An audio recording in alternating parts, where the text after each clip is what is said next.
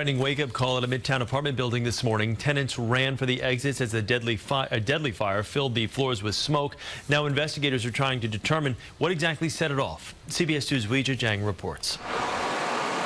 A frantic morning for the tenants of this high-rise on 7th Avenue and 28th Street after a fire started just after 4:30. I was scared about getting trapped, and then as we kept going down the stairs, they kept being fire and fire.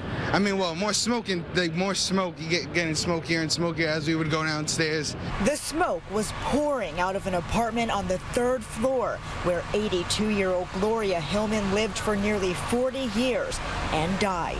We attempted CPR on the victim and turned the victim over to EMS. The fire chief says the flames were contained to Hillman's unit, but heavy smoke filled the 22-story building, even reaching the 18th floor where the super, Ramon Vargas, lives. I went to the 3rd floor and couldn't even open the door, so much smoke. Adding to the commotion, 2 firefighters were hurt on the way to the scene, crashing their truck into this white SUV.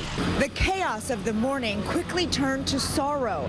Many people who live here knew and adored Hillman. I'm definitely very, very sad because I used to see her every morning as I left to go to school. She would always ask me how was school, if I was working, how I was doing in life.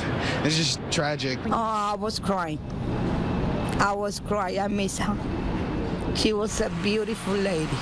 Hillman lived with her grandson, who's in his 20s. He was out when the fire started and returned home to hear the tragic news that has shaken many lifelong friends.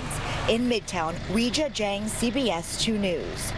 The firefighters who crashed their truck were treated for minor injuries. All the tenants were allowed back into their apartments.